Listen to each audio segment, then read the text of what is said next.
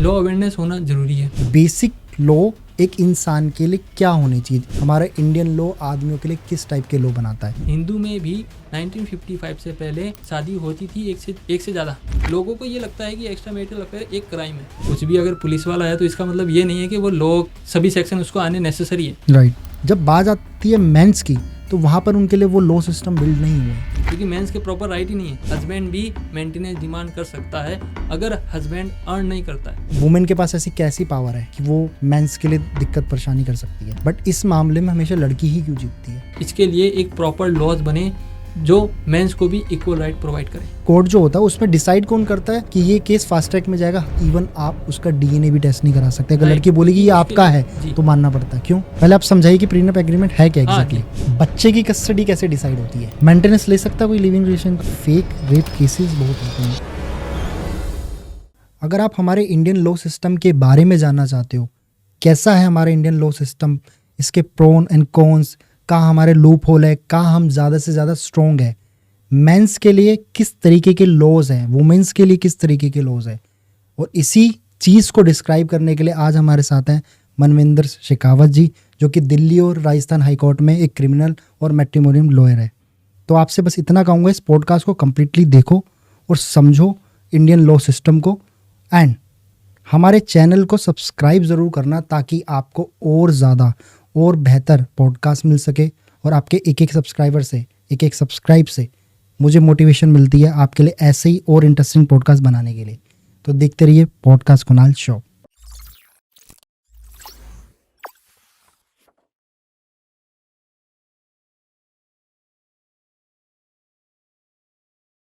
स्वागत है मनविंदर जी आपका पॉडकास्ट कुणाल शो में। कैसे हो आप? अच्छे हैं, आप बताइए। मैं एकदम बढ़िया हूँ। मुझे काफ़ी अच्छा लग रहा है आपसे मिलके। काफ़ी सारी हम लोगों ने पहले इतनी सारी चीज़ें डिस्कशन कर लिया। मुझे भी अच्छा लगा आपसे मिलके। इवन बहुत कुछ आपसे सीखने को मिला अदर देन लीगल तो अब हम इस पॉडकास्ट में बात करने वाले हैं। काफ़ी इंटरेस्टिंग टॉपिक्स है। तो सबसे पहले ना मेरा आपसे एक क्वेश्चन है, नॉर्मली पर्सनली पॉडकास्ट से रिलेटेड नहीं है, कि जब हम लीगल की बात करते हैं, लॉ की बात करते हैं, तो लॉज को लेकर ना लोगों के अंदर काफ़ी ज़्यादा ना कन्फ्यूज़न रहती है कि एक्चुअल में जो लॉज है वो लोगों को नहीं पता, चाहे हमारा एजुकेशन सिस्टम हो, चाहे हमारे पेरेंट्स के थ्रू हो, या हमारे समाज के थ्रू, सोसाइटीज़ के थ्रू। अगर एक्चुअल में हमें अपने लॉ को एक्सेस करना है तो हम किस तरीके से एक्सेस कर सकते हैं ताकि एक नॉर्मल पर्सन समझ पाए हमारे इंडियन लॉज को? ये देखिए, बेसिकली आप देखेंगे इंडियन लॉज में, आप देखते हैं या लॉ सब्जेक्ट को लेके देखते हैं, कभी भी अगर अवेयरनेस होगी तो वो बचपन से होगी, इनबॉर्न होगी। इनबॉर्न होने के बाद आप देखते हैं साइंस, आप स्कूल में जाते हैं, आप वहाँ पर साइंस, मैथ्स, इंग्लिश सब्जेक्ट देखते हैं, बट आप देखते हैं लॉ का सब्जेक्ट ना प्राइमरी में है ना सेकेंडरी स्कूल में। सब्जेक्ट्स कहीं पर भी नहीं है। ये कब सब्जेक्ट्स आपको देखने को मिला? ये देखने को मिलेगा अगर आप लॉ में स्पेशलाइजेशन करते हैं, जैसे after 12th 5 year law course करते हैं, देन तभी आपको लॉ की अवेयरनेस होगी। अब इंडिया की बात करें तो इंडिया में आप देखेंगे लॉ कहीं पर बाइंड नहीं है, या अवेयरनेस नहीं हो रही कि ये लॉ सब्जेक्ट आपको पढ़ना है। अब लॉ आपको पढ़ाया नहीं जा रहा, और इंडियन सोसाइटी में इतना कोई फ्री नहीं है कि सभी ये सब्जेक्ट्स उन्हें बेसिकली वो पढ़े। लॉ सब्जेक्ट इंडिया में कहीं पर भी किसी स्कूल में ऐसे बेसिकली आप अगर 12th तक देखें तो है नहीं। कुछ स्कूल में ये स्टार्ट किया जा रहा है। वो स्टार्ट इसीलिए किया जा रहा है क्योंकि लॉ अवेयरनेस नेसेसरी है इंडिया में।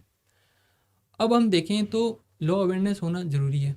ज़रूरी क्यों है? क्योंकि डेली बेसिस पर बहुत कुछ ऐसे इंस्टांस होते हैं जिसमें लीगल राइट क्रिएट होते हैं, बट जो पीपल है, जो पर्सन है, वो बेसिकली उसे पता भी नहीं है कि मेरा लीगल राइट है। तो नेसेसरी ये है कि अपन को लॉ की अवेयरनेस होना ज़रूरी है।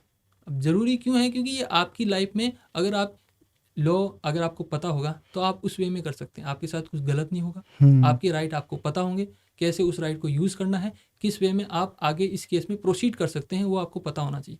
अब पता नहीं होगा तो बेसिकली मैं आने वाले टाइम में आप देख सकते हैं कि लॉ की अवेयरनेस आपको सब्जेक्ट्स हैं वो 12th में भी दिखें। और इवन जो गवर्नमेंट है, हम भी अपनी ऑर्गेनाइजेशन में आप देखेंगे इवेंट करते हैं जिसमें लॉ अवेयरनेस, हमारी एक सोसाइटी भी है जिसमें हम अवेयर करते हैं लोगों को। कुछ सिटीज़ आप देखें वहाँ पर तो लॉ अवेयरनेस मीन्स आप मान सकते हैं नॉमिनल कुछ भी। आजकल सोशल मीडिया का टाइम है तो मिल जाता है, वो वहाँ पर लोग अवेयर हो जाते हैं लॉ से। बट कुछ अभी विलेजेस में इवन कुछ विलेजेस ऐसे में जहाँ पे इलेक्ट्रिसिटी प्रोवाइड नहीं हो रही, तो वहाँ पर कैसे लॉ प्रोवाइड हो जाएगा ये आप भी जानते नहीं हो सकता, तो हम वहाँ पर जाकर कैम्प करते हैं। तो अपन को ऐसा सिस्टम बनाना चाहिए जिससे लॉ सभी के लिए वहाँ पर वो लॉ अवेयरनेस हो उनके पास। और कुछ नीड है, जैसे नॉमिनल आज मेरे पास बहुत ऐसे डीएम्स आते हैं जिससे पता चलता है कि लोगों को जो बहुत बेसिक नॉलेज है वो भी नहीं है, और उस बेसिक नॉलेज ना होने की वजह से वो गलत वे में अपना जो एक्ट है वो करते हैं, और वो ऑफेंस में वो क्रिमिनलाइजेशन हो जाता है, उन्हें पता भी। अगर हम बेसिक की बात करें, सॉरी मैंने आपको रोका, कि बेसिक लॉ एक इंसान के लिए क्या होनी चाहिए, एटलीस्ट आपके पैरामीटर के हिसाब से एक इंसान को अपने इंडियन सोसाइटी के अंदर क्या बेसिक चीज़ें पता होनी चाहिए। अब देखिए, बेसिक की बात आती है, बेसिक लॉ में नहीं, सभी में, सभी का बेसिक होता है। हाँ। अब लॉ में बेसिक क्या है कि आपको अपना राइट तो पता हो, जो प्रोवाइड करती है गवर्नमेंट या जो लॉ बनाए गए। अब इतने टाइम पुराने लॉ हैं, स्टिल अपने को अपना राइट नहीं पता। अब राइट तो ऐसा है कि ये तो वो है कि बेनिफिट है, ये तो मीन्स प्रॉफिट है आपके लिए। अगर प्रॉफिट को आप यूज़ नहीं लेंगे तो वो प्रॉफिट आपके लिए कुछ सेंस नहीं रखता। तो ऑब्वियस है कि आपका राइट है वो आपको पता होना चाहिए। अब लोगों को अपना राइट नहीं पता, वो राइट होता है इनबॉर्न। जैसे ही आप बॉर्न हुए इंडिया में, ये फंडामेंटल राइट्स से आपके रहेंगे। लोगों को पता नहीं होता कि राइट्स भी है, उस वे में वो यूज़ नहीं ले पाते। जैसे राइट टू प्रॉपर्टी पहले फंडामेंटल राइट था, बट ये कॉन्स्टिट्यूशनल राइट बन गया। बट लोगों को ये नहीं पता कि यहाँ पर मेरा राइट क्रिएट हो रहा है या नहीं हो रहा। और कैसे, जैसे कुछ क्रिमिनल एक्ट हो गया आपके अगेंस्ट में, आप एफआईआर करना चाहते हैं तो एफआईआर का प्रोसीजर नहीं पता। इवन लोगों को सिर्फ एफआईआर पता है, उसका फुल फॉर्म क्या होता है ये भी नहीं पता। तो फर्स्ट इन्फॉर्मेशन रिपोर्ट इसका फुल फॉर्म होता है। और जो बेसिक नॉलेज है वो नीड है कि अगर कोई आपके अगेंस्ट में करता है आप एफआईआर कीजिए, और पुलिस आपके टच में रहेगी, आप उनसे कन्वे कीजिए जो भी कुछ हुआ था। तो बेटर रहेगा कि आप बेसिक नॉलेज आपको होनी चाहिए। बेसिक नॉलेज है, कुछ पर्सन्स के पास है भी नहीं। वो क्या समझते हैं कि इस पर केस थोड़ी हो सकता है, ये तो है ही नहीं, ये तो लॉ में नहीं, उनको पता नहीं कि भाई इस पर भी केस हो सकता है। तो ऐसे बेसिक नॉलेज होना जरूरी है, वो अपने लिए रहेगा। इवन बहुत सारे पुलिस वालों को बेसिक लॉ की नॉलेज नहीं है। नहीं, मैंने पर्सनल एक्सपीरियंस किया है कि मैंने उनसे पूछा कि यार ये 148 एक्ट क्या होता है। जी। तो क्योंकि वो कुछ सिनेरियो ऐसा था, राइट। तो वो कह रहे थे कि वो मतलब वो बेसिकली वो थोड़े चुप हो गए, उनको पता नहीं था। तो मैं समझ पाया कि शायद इनको नॉलेज नहीं है। फिर मैं दूसरे ऑफिसर के पास गया तो उनको भी शायद उतनी नॉलेज नहीं। तो उन्होंने कहा था कि आप कोर्ट जाइए, वहाँ पर ये कमरा नंबर है, वहाँ जाके आप इस केस के रिगार्डिंग बात कीजिए। अब देखिए इसमें क्या होता है, सेक्शन की बात आती है। तो पुलिस में कुछ सेक्शंस ही होते हैं, वो पुलिस वाले अपने अकॉर्डिंग करते हैं। और वो जैसे क्रिमिनल के कुछ सेक्शन होंगे, मेन सेक्शन, उसी के बेसिस पर वो चला जाएगा। ओके। अब यहाँ पर जहाँ की बात आती है कि सेक्शन कितना हम माने कि ये सेक्शन इनको आना चाहिए, ये सेक्शन इनको नॉलेज नहीं है, ये देखिए वो अपने वर्क में सफिशिएंट होते हैं।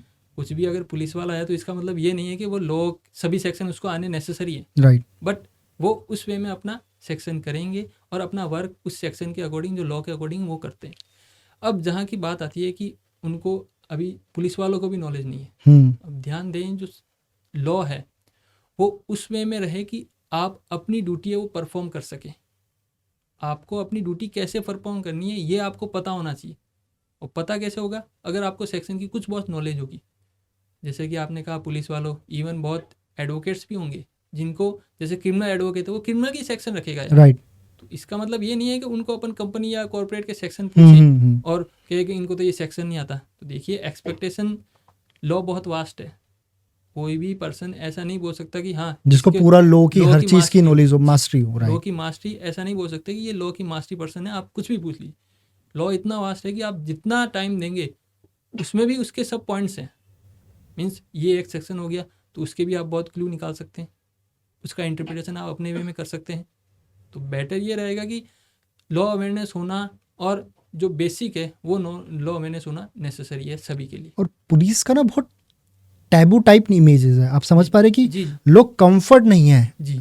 हमारे सर्कल में, हमारे इंडियन कल्चर में लोग कंफर्ट नहीं है पुलिस से बात करने के लिए। वो जाते हैं तो बहुत ज़्यादा या तो डर के बात करेंगे, या ज़्यादा उनके पास क्वेश्चंस नहीं है पूछने के लिए, या पूछते हैं तो वो सही तरीके से बात नहीं कर पाते।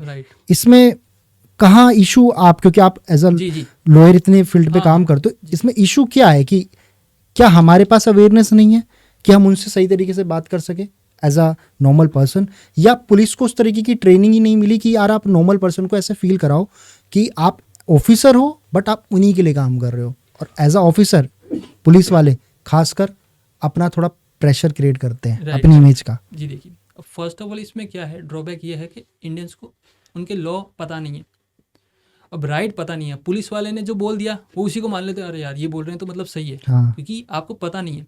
यही फ़र्क होता है कि कभी भी अगर कंप्लेन जाती है या कंप्लेन लिखवाने जाते हैं तो एक एडवोकेट होता है, तो पुलिस का नज़रिया देखने का और कंप्लेन लिखने का वो अलग होता है, क्योंकि पता है भाई इनको लॉ पता है।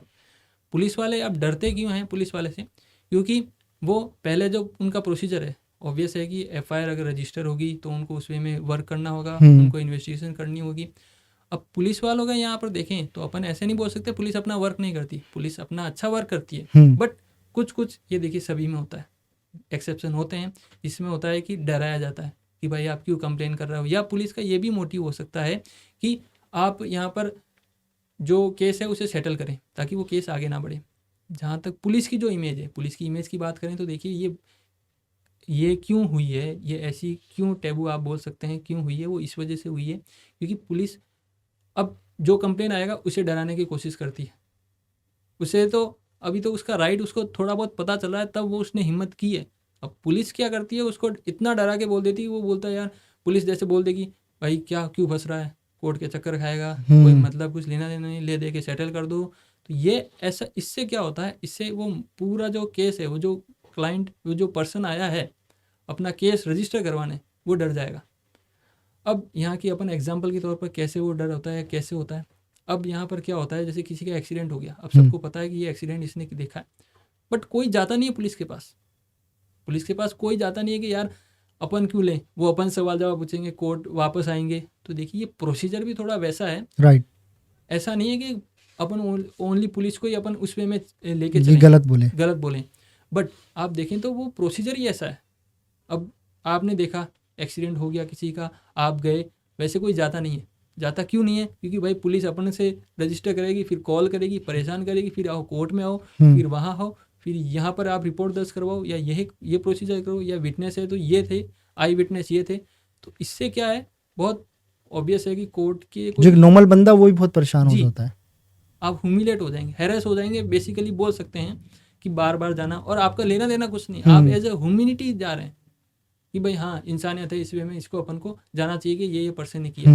तो पुलिस का जो है वो थोड़ा बोल सकते हैं कि उनका इन्वॉल्वमेंट वैसा है, तैबू थोड़ा बना दिया गया है, क्योंकि वो डरा या धमका देते हैं। और क्योंकि ये बना क्यों है, क्योंकि लोगों को लोग पता नहीं है, अवेयर नहीं है वो, इस वजह से वो ये से टैबू ये मान सकते हैं कि वो डरा धमका के बातचीत करते हैं, ताकि बंदा है जो आया है वो डर जाए और अपनी कंप्लेन है वो नहीं लिखवाए, और वैसे ही सेटलमेंट हो जाए। ओके, नाउ हम अब आपसे जानेंगे, बात करेंगे मेंस के बारे में कि आदमियों के लिए किस टाइप के लॉ है हमारे जुडिशरी सिस्टम में। हमारा इंडियन लॉ आदमियों के लिए किस टाइप के लॉ बनाता है। अभी रिसेंटली मैं देख रहा था, जो आईपीसी में भी था, ठीक है, और अब बीएनएस में भी हो गया कि अगर किसी ट्रांसजेंडर या मेल के साथ रेप होता है, वो कंप्लेन करता है, तो उसके लिए कोई भी लीगल वे में कोई तरीका नहीं है अपनी चीज़ों को सही साबित करने का। मतलब हमारा लॉ बोलता है कि अगर ट्रांसजेंडर और मेल के साथ अगर रेप हुआ है तो आप कंप्लेंट भी नहीं कर सकते, उनके लिए नॉर्मल है। अब देखिए, पहले आईपीसी हुई, जैसे ही न्यू लॉ आया तो लोगों इस उत्सुक हुए, उन्हें इंटरेस्ट आया कि यार कुछ तो मेंस के लिए होगा। बट बेसिकली माने तो घुमा फिरा के जहाँ पहले मेंस का जितना था उतना ही अब है। इवन अब तो एक न्यू सेक्शन उनके अगेंस्ट में ऐड और कर दिया, जो अपन आगे डिस्कस करेंगे, सेक्शन 69। अब यहाँ पर जो बात आ गई है कि जो ये मेंस है उनका क्या राइट रहता है, या जो ट्रांसजेंडर उनको राइट ऐसा क्यों नहीं मिलता। देखिए इंडियन सोसाइटी में क्या आप देखेंगे तो मेंस को एक पावर है। पावर क्या है, आप फिजिकल आप देखेंगे चेंजेस है, फिजिकल चेंजेस है तो मैन ऑलवेज सुपीरियर, वो सुपीरियर होता है, वुमेन से सुपीरियर ही रहेगा एज अ पावर में मान सकते हैं। आपने ये कभी नहीं देखा होगा कि मैं वुमेन पावर लगा रही है और मैन उतनी पावर लगा नहीं सका फिजिकली, ये नहीं हो सकता, पॉसिबल ही नहीं है, ऑब्वियस है। यहाँ पर जो बात आती है मेंस के राइट की, देखिए पहली बात तो ये है कि उतने केसेस नहीं आए। अब सिनेरियो थोड़ा चेंज हो रहा है, क्योंकि उतने केसेस आ रहे हैं। स्टिल जो बीएनएस है उसमें कुछ ड्रास्टिक चेंज हो कि ये चेंजेस हुए हैं, अब मेंस खुल के मतलब ह्यूमिलिएट नहीं हो सकते हाँ। अपनी वाइफ से, या गर्ल से ह्यूमिलिएट नहीं हो सकते, या किसी और कारण से। ये ऐसा कुछ भी उनको अभी प्रॉफिट या अपन माने उनके फेवर में नहीं आया है। Right. जो पहले था वो ही था, इवन और भी उनके अगेंस्ट में कुछ ऐड किए गए हैं। जहाँ तक बात आती है ये ट्रांसजेंडर या ये इनके साथ हो रेप, ऐसे बेसिकली आप देखेंगे तो कभी भी मैन है केस नहीं कर सकता। और ये देखिए ये पब्लिक पॉलिसी भी आप देखेंगे, पब्लिकली आप एक सेंस की बात करें तो मैन है, कभी ऐसा आपने नहीं सुना होगा मैन ने लगाया कि इसने मेरे साथ रेप किया इस वुमेन ने। ये थोड़ा कॉमन जस्ट बिकॉज सोसाइटीज, हमारा कल्चर ऐसा बना हुआ है, ऐसा कल्चर लोग हंसेंगे मेरे पे। राइट है। और इवन ये बहुत ही रेयर टू रेयरेस्ट होता है कि मैन का रेप हो गया, बट आज के टाइम में देखिए चेंज, पर ये देखा जा रहा है, लोग वेस्टर्नाइजेशन आ रहा है, वेस्टर्नाइजेशन का इफेक्ट है। इवन जो पहले का टाइम था जिसमें जो वुमेन है वो सीटी बजा के जो मैन है वो सीटी बजा के वुमेन को देखते थे। अब आज के टाइम में वुमेन है वो सीटी बजा रही है, अगर 3-4 वुमेन रहेगी और एक मैन चल रहा है तो वो उस वे में उसको उस नज़र से देखेगी और उस वे से इशारा करेगी। तो देखिए चेंजेस हो रहे हैं, वेस्टर्नाइजेशन आ रहा है। मे बी आने वाले टाइम में मेंस को थोड़ा और राइट गवर्नमेंट या जो पार्लियामेंट है वो लॉ बनाए उसके रिगार्डिंग, और लॉ उनके फेवर में दिखे। बट अभी तक हम कहें तो ऑल इक्वल है, चाहे वो आईपीसी में देखो चाहे वो बीएनएस में देखो। तो अगर जैसा अभी आपने बोला, लेट्स अज्यूम अगर एक लड़का खड़ा हुआ है, लड़कों का ग्रुप खड़ा हुआ है, लड़की वहाँ से जा रही है और उसे वो छेड़ रहे हैं, सीटी बजा रहे हैं या कमेंट पास कर रहे हैं, तो इस केसेस के अंदर अगर लड़की पुलिस में कंप्लेंट करती है तो उनके खिलाफ एक्शन होगा, लड़कों के खिलाफ। सेम अगर रिवर्स कर दिया जाए तो क्या लड़का एक्शन ले सकता है? जी देखिए आप भी समझिए, पहली बात तो लड़का है वो लड़का ये सोचेगा कि ये मेरा क्या कर लेंगे। यही मैंने कहा स्टार्टिंग में, कहा फिजिकल पावर मैन की ज़्यादा है। लड़का क्या 4 भी लड़कियां हैं और एक मैन भी जा रहा है तो वो क्या कर लेंगे, लड़के का ज़्यादा वो उससे मारपीट कर सकते हैं। बट उनको अगर रिमार्क दिया है वैसा रिमार्क लड़के पर दिया है तो लड़का जो है वो उस वे में लेगा नहीं जिस वे में लड़की लेगी, क्योंकि लड़की अकेली है। और ये केसेस ज़्यादा होते हैं जिसमें सीटी मारने के बाद उनके साथ गलत हुआ हो, तो लड़की है वो तो डरेगी। इवन आप स्टॉक कर रहे हैं तो ये भी गलत है। अब वुमेन स्टॉक करती है वो कर सकती है, आप यही इसीलिए हम कहते हैं कि मेंस को उतना राइट नहीं है। बट हम माने तो ये इसके लिए लॉ भी कुछ नीड नहीं है कि अगर मैन को अगर कोई लड़की स्टॉक कर रही है तो उससे कुछ मैन का होना है, मतलब आप बट इक्वली राइट होना कहीं ना कहीं ज़रूरी नहीं है। हम ज़रूर बोलते हैं आज के समाज में, आज के टाइम पर, कि mens and womens are equal, चाहे वो काम में हो, घर में हो, शादी हो, रिलेशनशिप हो, किसी भी चीज़ के अंदर हम इक्वल मानते हैं। बट जब बात आती है लॉज की, वहाँ इक्वलिटी क्यों नहीं है एक मैन और एक वुमेन के लॉज के अंदर? मैं समझ सकता हूँ, बहुत अच्छी बात है वुमेन्स को जो फैसिलिटीज़ मिली है, जो लॉज उनके लिए बने हैं वो बहुत अच्छी बात है, क्योंकि उन्होंने वो सब चीज़ें सही हैं जिसके वजह से ये चीज़ें करनी पड़ी हमारी इंडियन जुडिशरी को। बट जब बात आती है मेंस की तो वहाँ पर उनके लिए वो लॉ सिस्टम बिल्ड नहीं हुए। राइट। अब देखिए जहाँ तक आती, आप देखिए मेंस की जहाँ बात आती है कि लॉ सिस्टम उनके लिए बिल्ड नहीं हुआ या इक्वलिटी होना नेसेसरी है या नहीं। अब राइट टू इक्वलिटी तो है, फंडामेंटल राइट, बिल्कुल, तो इस वे में तो सबको राइट मिलना चाहिए। बट ये क्यों नहीं प्रोवाइड किया गया? देखिए इसके जो लॉ बने हैं बहुत पहले के बने, उस टाइम ये जो पब्लिक पॉलिसी या जो कल्चर था वो ऐसा नहीं था कि कभी भी ऐसा भी टाइम आ सकता है जब वुमेन पावर ज़्यादा हो जाएगी, इन मतलब जो ह्यूमिलिएशन या जो केसेस है उनका इतना मिसयूज हो जाएगा। ये पहले के टाइम में नहीं था, बट अब मिसयूज होने लगा। तो देखिए आप चाहे उनके लिए बेसिक कोई लॉज ना हो, वैसे लॉज ना आ रहे हों मैन के लिए, बट अब कोर्ट का सिनेरियो थोड़ा चेंज हो रहा है। अब जो केसेस हैं वो थोड़े मैन के फेवर में ज़्यादा आ रहे हैं क्योंकि मिसयूज हो रहा है। मिसयूज होगा तो ऑब्वियस है आने वाले टाइम में अपन को मेंस के कुछ राइट भी अपन को देखने को मिले, लॉ देखने को मिले। ओके, अब मिसयूज काफ़ी चीज़ें, क्योंकि अभी बहुत सारे केसेस भी ऊपर लेकर आए, उसमें अतुल जी का भी केस जो ऊपर आया है।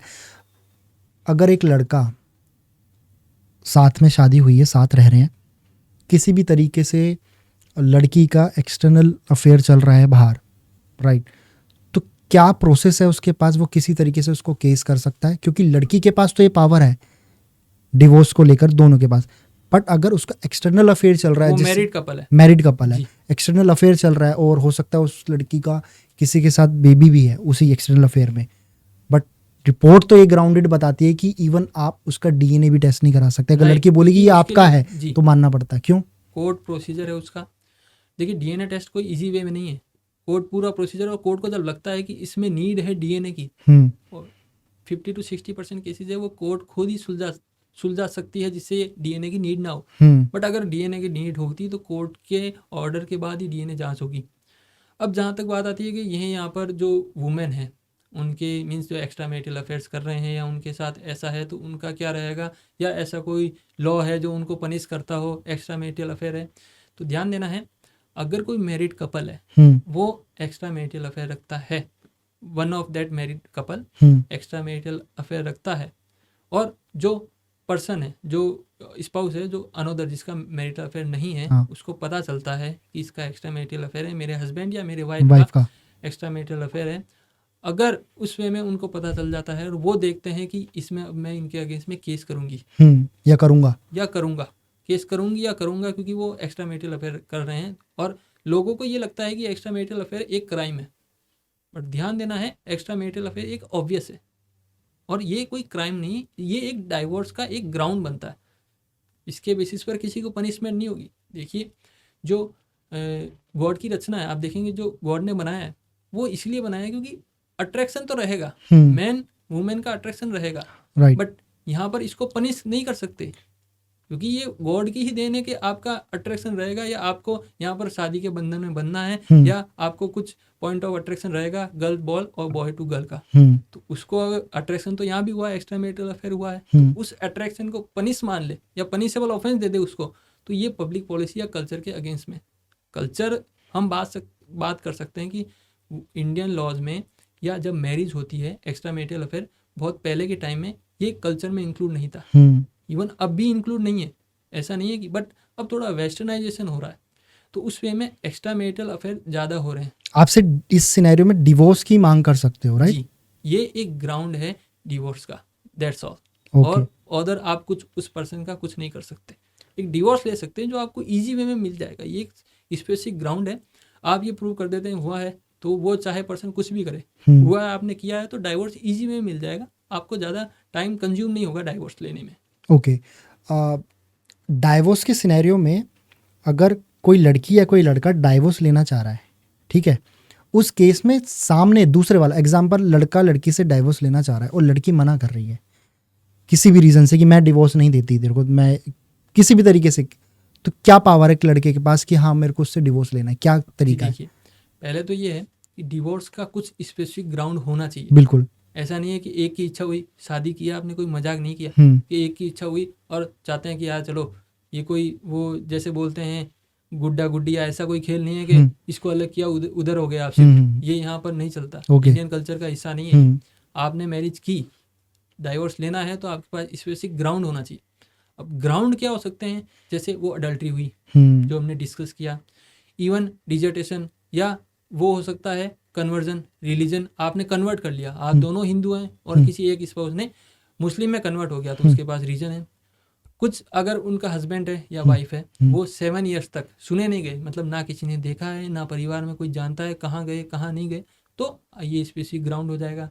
या मेंटल क्रुएलिटी या हैरेसमेंट है, वहाँ पर आप ये आपके पास ग्राउंड रहेगा कि आप डाइवोर्स ले सकते हैं। तो ये सब ग्राउंड स्पेसिफिक होने नेसेसरी हैं। या कुछ जैसे मैरिज हुई थी उस टाइम तो कहा था भाई ये सेन पर्सन है, मतलब अनसाउंड माइंड नहीं है, नेचुरल पर्सन होता है, जैसे ऑब्वियस है ज़्यादा बातचीत नहीं होती हस्बैंड वाइफ में, आपने नॉर्मल देखा और मैरिज हो जाती है। बट अब मैरिज होने के बाद आप सेन पर्सन है, मैरिज हुई, आपको पता चला ये तो अनसाउंड माइंड पर्सन है, ये तो पागल है, हमारे साथ तो फ्रॉड हुआ है।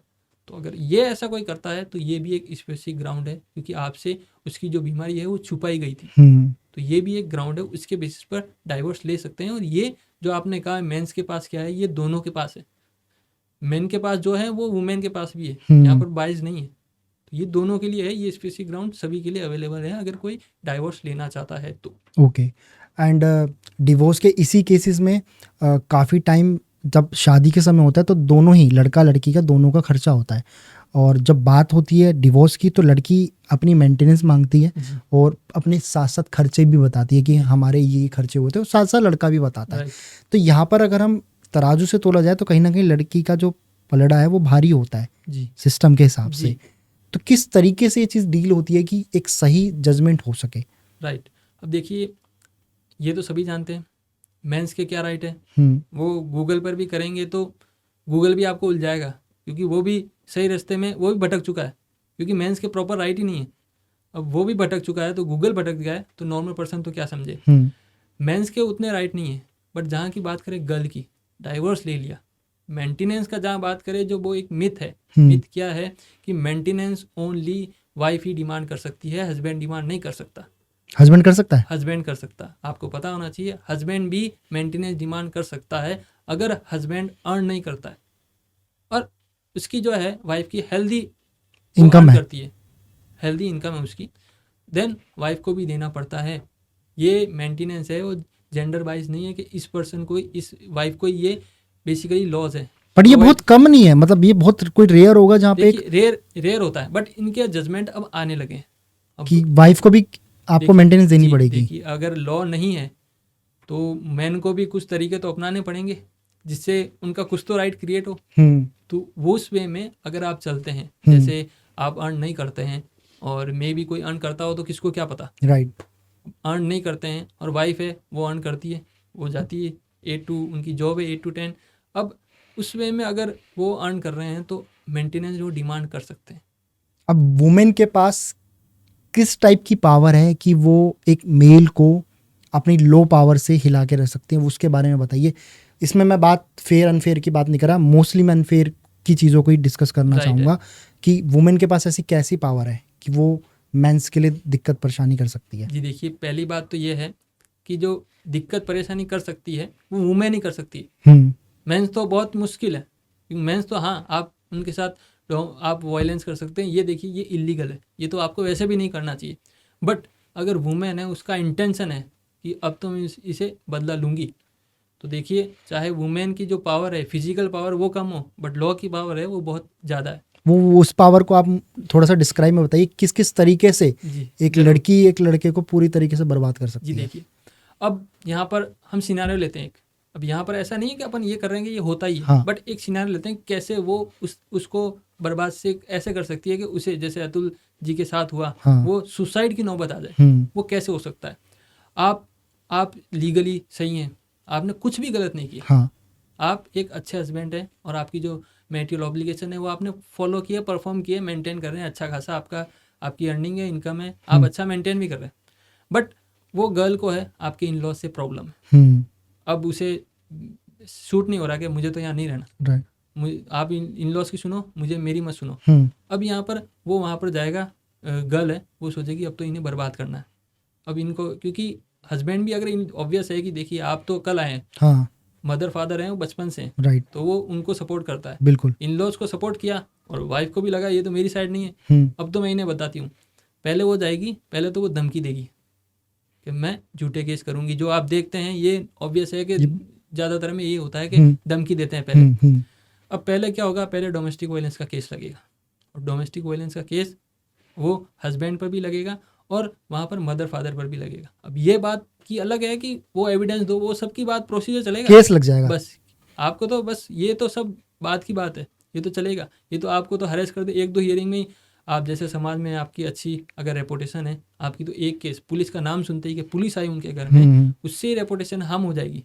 तो मतलब जो गर्ल है उसका तो इंटेंशन, उसमें बैड इंटेंशन है, तो डोमेस्टिक वायलेंस का केस कर दिया। फिर आप आ गए मेंटेनेंस में, मेंटेनेंस में आ गए, आपकी अर्निंग है। अब आप भी सोचो, अगर आपकी अर्निंग किसी ऐसे पर्सन को देनी पड़े जो आपके मतलब लव एंड अफेक्शन नहीं रखती या आपके परिवार के अगेंस्ट में, बट फिर भी आपको उसे मेंटेन करना होगा, तो ये ओनली लॉ ही पावर प्रोवाइड करवाता है। ऑब्वियस है कि ऐसा कोई पर्सन नहीं करेगा जो फैमिली के अगेंस्ट होते हुए भी उसे लीगली पेमेंट करना पड़ रहा है। तो ये राइट इनके पास भी हो गया। और यहाँ पर बात करें प्रॉपर्टी राइट की, तो प्रॉपर्टी राइट चाहे उनके पास वैसी प्रॉपर्टी राइट जो उनकी सन की है, वो प्रॉपर्टी राइट बनेगा। बट जहाँ तक बात आती है वुमेन की, तो उन्हें मेंटेनेंस, वो मेंटेनेंस में इतना ले लेंगे कि वो उससे अच्छी खासी प्रॉपर्टी खुद बाय कर सकते हैं। डिमांड कर सकती है प्रॉपर्टी की कि मुझे हिस्सा चाहिए ताकि मैं अपनी चीज़ें बेटर कर पाऊँ। मेंटेनेंस इसीलिए दिया जाता है। अगर डिमांड प्रॉपर्टी डिमांड कर सकती थी तो मेंटेनेंस क्यों? आप तो उस प्रॉपर्टी का हो, हिस्सा लो, आप रहो, आप मेंटेनेंस क्यों मांग रहे हो? नॉर्मल मेंटेनेंस होगा वो दिया जाएगा, बट प्रॉपर्टी का जो राइट रहेगा वो उनके सन का रहेगा। आपके कोई सन है तो उन्हीं का प्रॉपर्टी राइट रहेगा। ये भी एक मिथ है। अब ज़्यादातर आप देखते हैं, वीडियोस देखते हैं, उसमें ये लगता है कि जो वुमेन है वो डाइवोर्स, इसीलिए वो शादी करती है और डाइवोर्स ले लेती है क्योंकि वो उसकी प्रॉपर्टी हड़पना चाहती है। और ये तो बहुत हो रहा है। ये बहुत हो रहा है, बट इसके पीछे वो कोई नहीं बताता कि उसके पीछे रीज़न क्या है। प्रॉपर्टी का बेसिकली इंडियन में कहीं नहीं दे रखा है कि प्रॉपर्टी राइट रहेगा, वो कब होता है जब हस्बैंड की डेथ हो जाती है, बट यहाँ पर किसी हस्बैंड की डेथ नहीं होती है। जैसे ऐसे बहुत केसेज है, हार्दिक नताशा का हो गया, हाँ। अभी ट्रेंड चल रहा है यूजी और धनश्री का, वो अपन कह नहीं सकते हुआ है नहीं हुआ, बट एक बात चल रही है कि ऐसे लग रहा है कि हाँ उनका हो सकता है या नहीं हुआ, अपन अभी कमेंट नहीं करेंगे, बट ऐसा कुछ चल रहा है। अब यहाँ पर आती है कि लोग क्या सोचते हैं कि वो प्रॉपर्टी हड़पना चाहती है, इस वजह से ये हुआ है। बट ध्यान दें, प्रॉपर्टी राइट वाइफ का कभी भी नहीं होता। प्रॉपर्टी राइट कब होगा? हस्बैंड की डेथ हुई तब प्रॉपर्टी राइट बनेगा वाइफ का। और प्रॉपर्टी राइट किसका बनेगा? अगर वाइफ के कोई सन है या डॉटर है, उनका प्रॉपर्टी राइट बनेगा।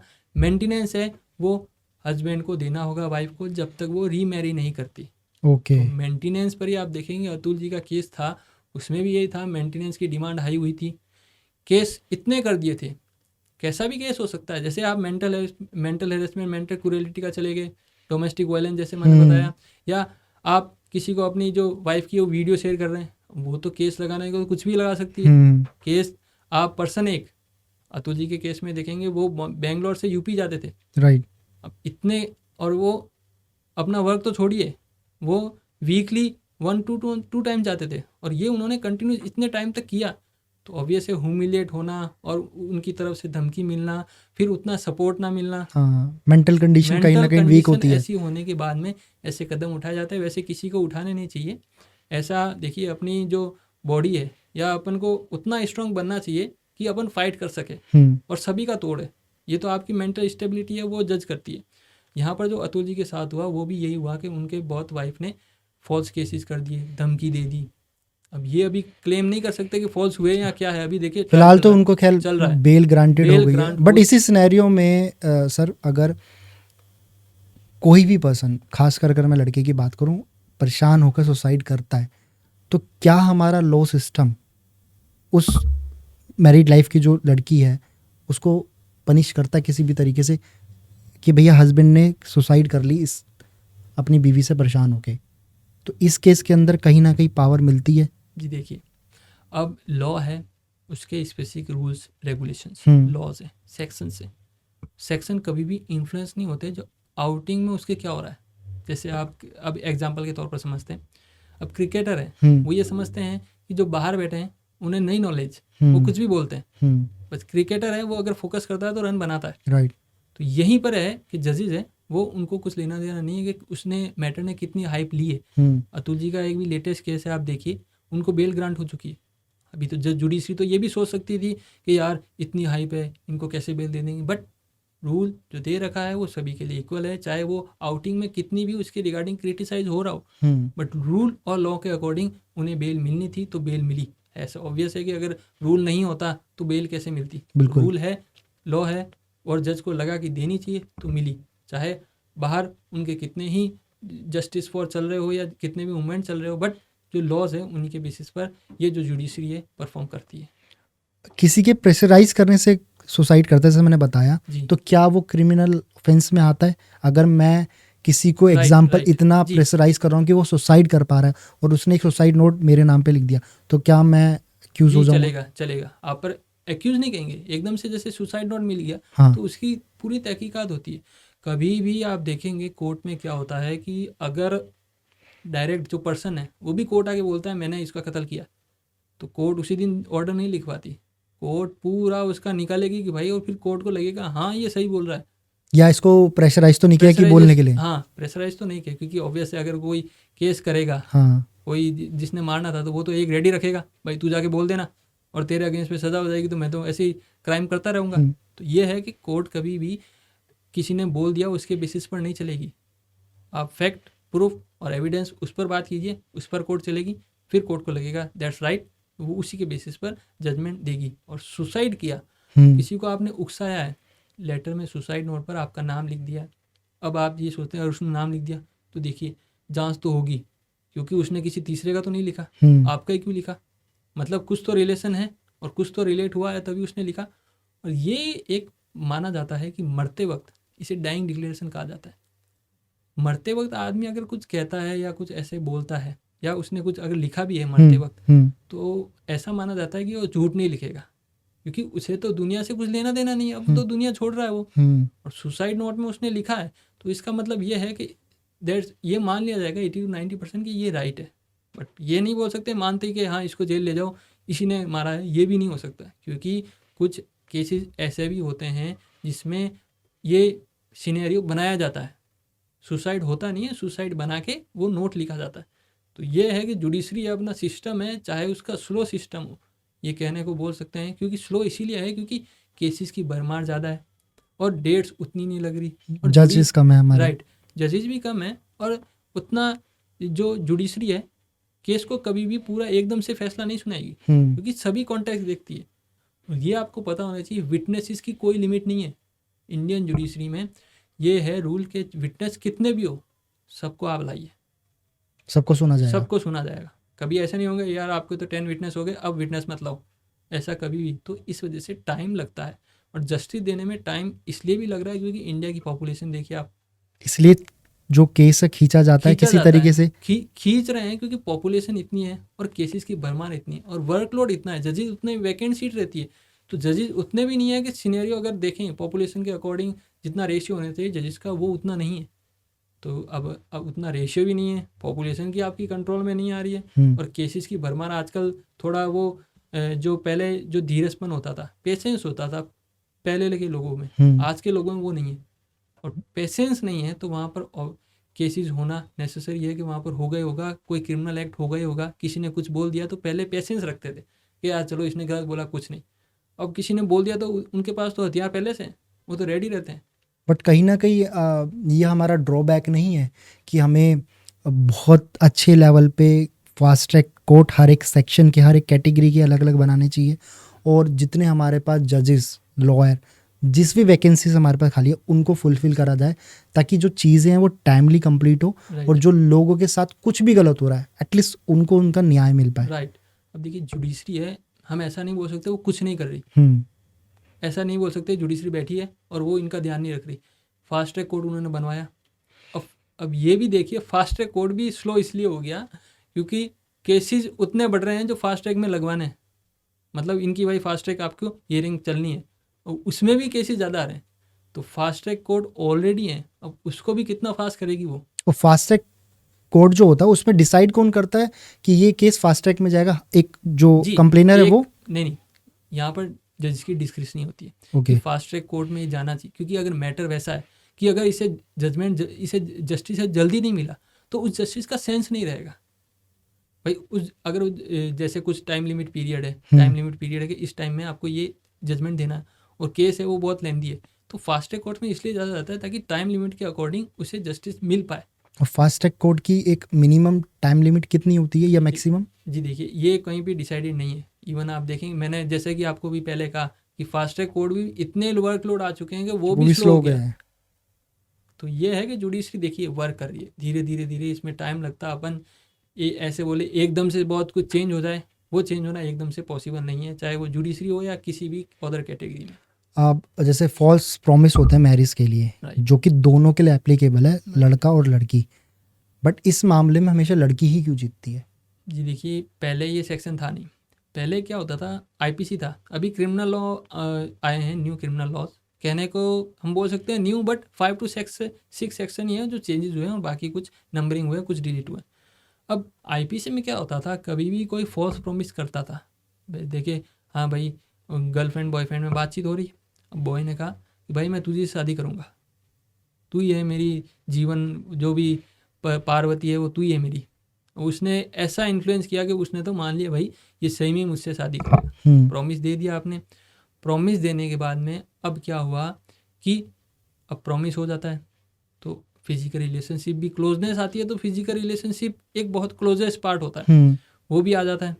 फिजिकल रिलेशनशिप आने के बाद में अब क्या होता है कि फिजिकल रिलेशनशिप हो गई 1-2 टाइम, जितनी भी वो होती है उनके, ये हम नहीं कह सकते, हुई फिजिकल रिलेशनशिप। अब लगता है बॉय को यार अब इसे अब बहुत हो गया यार, मेरे को तो बस ये इसके फिजिकल रिलेशनशिप बनाती, यूज़ करना था, शादी तो मुझे करनी नहीं थी। तो पहले आईपीसी में क्या होता था, ये रेप के चार्जेस लग जाते थे कि भाई आपने तो प्रॉमिस किया तो ये रेप के चार्जेस लग गए।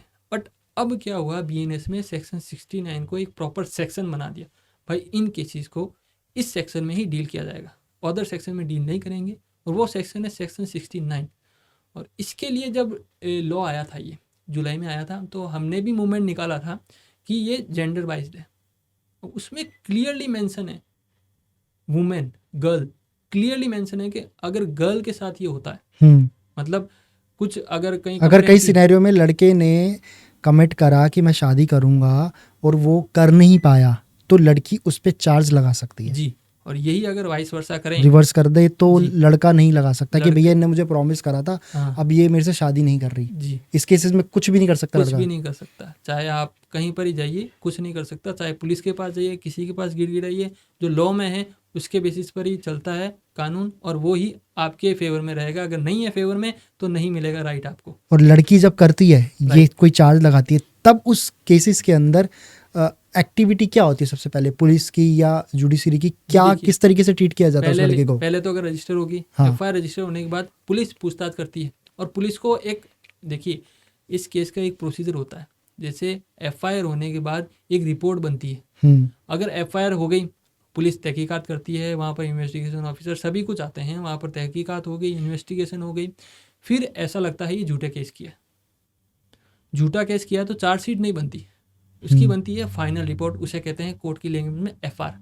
ओके, फाइनल रिपोर्ट नहीं, एफआर बोलते हैं। भाई एफआर लग गई इसमें, तो ठीक है, मतलब इसमें तो फाइनल रिपोर्ट सबमिट कर दी। उसका मतलब ये है कि यहाँ पर वो जो पुलिस ने है वो माना ही नहीं कि इस पर कुछ चार्जेस लगे या इसने कुछ ऐसा क्राइम किया है लड़के ने। ओके, ये तो हो जाती है भाई एफआर लग गई, भाई लड़का फ्री है।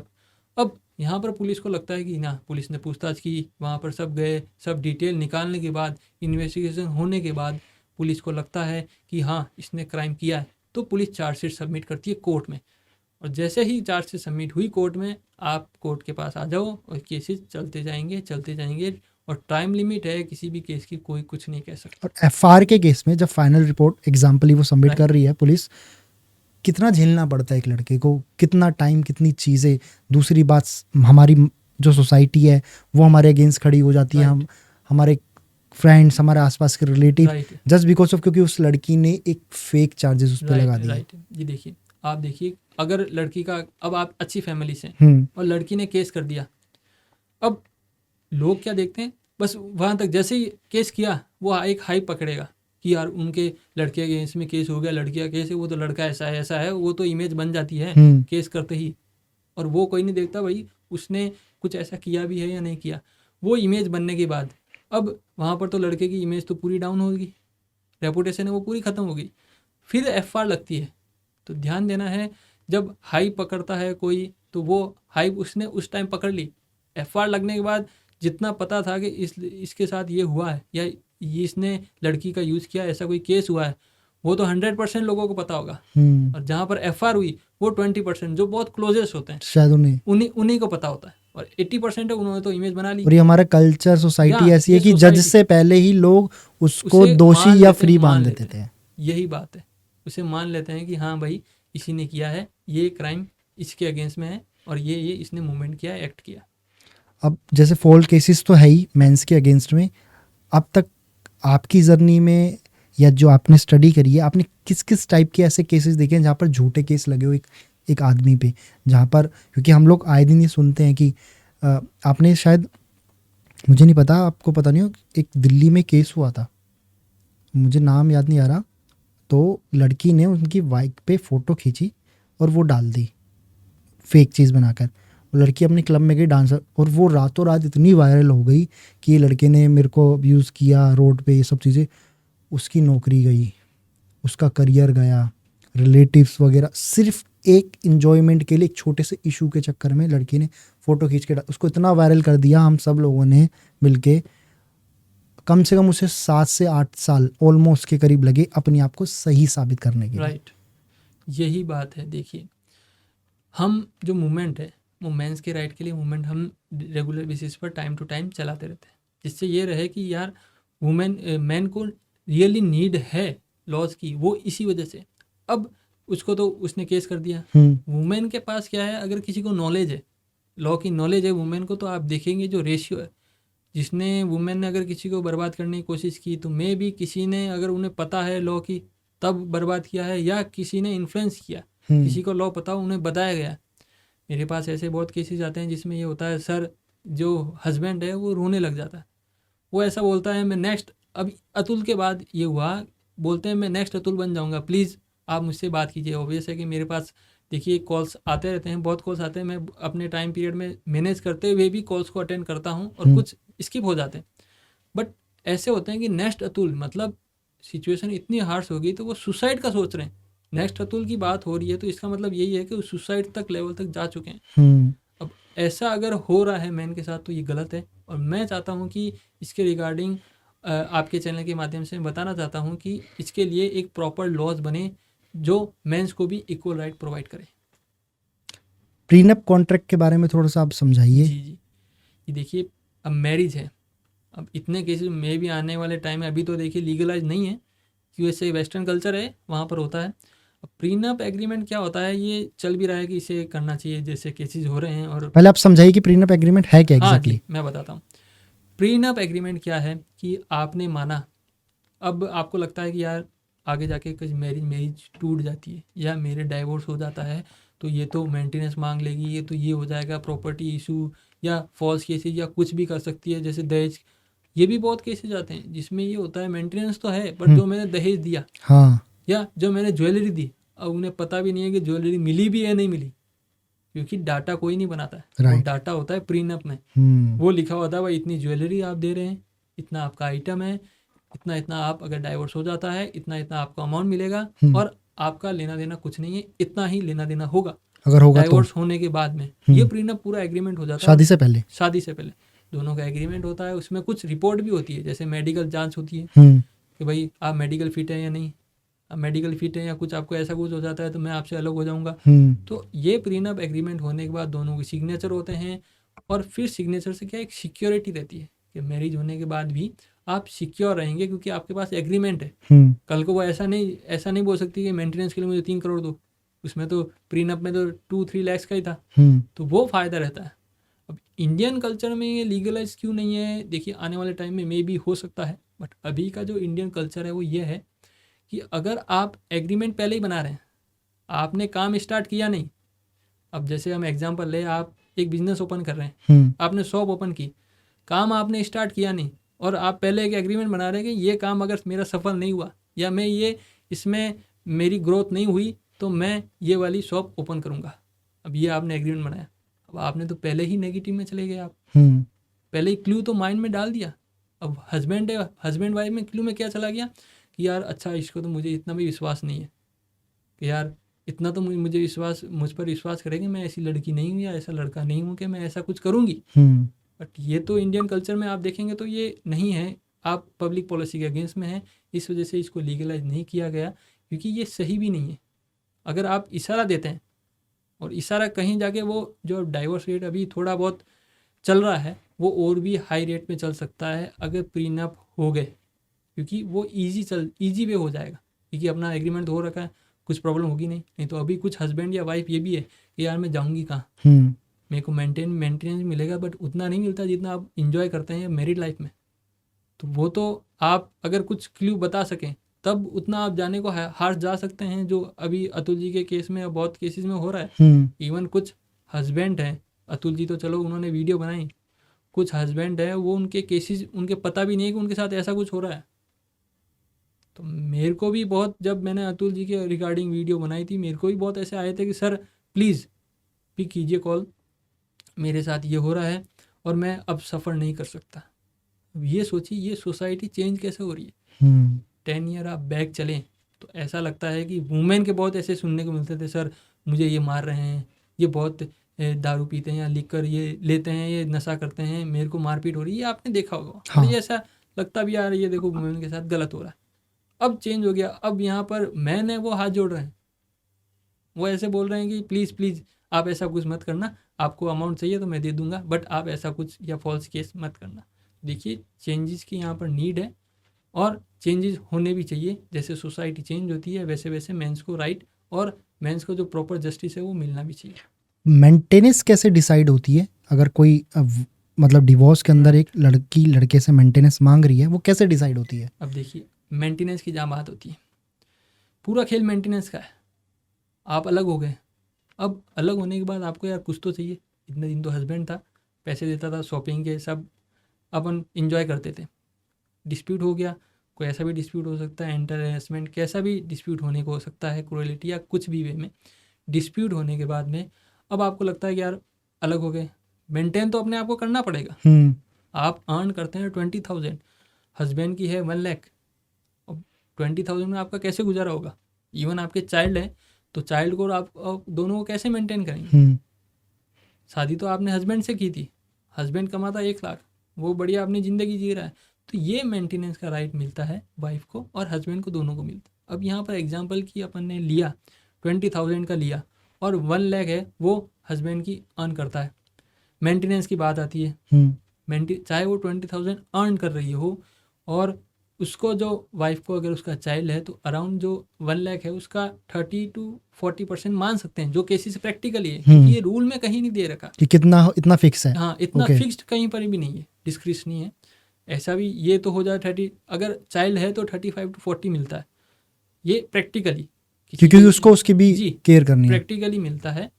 अगर ये यहाँ पर अगर सिनारियो लें कि चाइल्ड नहीं है तो ये 20 to 25% भी आ सकता है, अगर ओनली वुमेन है। अब जहाँ तक बात आती है कि सर वुमेन है, वाइफ है, वो हस्बैंड से ज़्यादा अर्न करती है, अब हम क्या करें? अब सर आप तो हमें बताइए, वो तो पहले से हमसे ज़्यादा कमा रही है, तो अब हमें मेंटेनेंस क्यों देना पड़ेगा? अब देखिए, अगर आपकी इनकम है, इवन जुडिशरी ये भी कहता है कि आप चाहे कमाते ही नहीं हो, आप खाने पीने के आपके लाले हो, आप तो कमाते ही नहीं हो, बट स्टिल आपको मेंटेन करना पड़ेगा। अगर आपकी वाइफ की अर्निंग नहीं है उतनी, मतलब वो अर्न ही नहीं करती, अपन ऐसे माने दोनों अर्न नहीं करते, और हस्बैंड बोलता है सर कुछ नहीं है, मैं ये जो कपड़े हैं यही मैंने एक ही पहन रखा है। भाई कपड़े आप एक पहनो या 2 पहनो, वाइफ आपकी थी, शादी आपने की थी, कपड़े देख के तो की नहीं, शादी की तो आप इसे मेंटेन करो। आप नहीं करोगे तो उनकी फैमिली इन्वॉल्व होगी लड़के वाले की। जी, वो तो देखिए, आप इन्वॉल्व नहीं करेंगे, लड़का तो खुद इन्वॉल्व करेगा, कोर्ट बोलेगा तो कहाँ जाएगा, या तो कमाएगा या फैमिली को इन्वॉल्व करेगा। तो फैमिली भी इन्वॉल्व, इन-लॉज भी इन्वॉल्व हो सकते हैं इन सेम सिनेरियो। इन-लॉज भी यहाँ पर सोचे कि यार अब हमें इनसे मेंटेन करना पड़ेगा, तो मेंटेनेंस आपको मिल सकता है। बट इन-लॉज की जहाँ तक बात आती है, उनका रोल कब होता है? अगर हस्बैंड की डेथ हो जाती है, तो देखिए वो तो लीगली होना भी चाहिए कि अगर हस्बैंड की डेथ हो गई तो इन-लॉज वहाँ पर मेंटेन करेंगे वाइफ को। ओके, और सिनेरियो को रिवर्स कर दें पूरा जी, कि लड़की कमा रही है 1 लाख, लड़का बहुत, शायद आप समझ लो लड़का है होम हस्बैंड, जैसे अच्छा होम वाइफ होती है, जैसे हाउस वाइफ, वैसे हाउस हस्बैंड हो गया।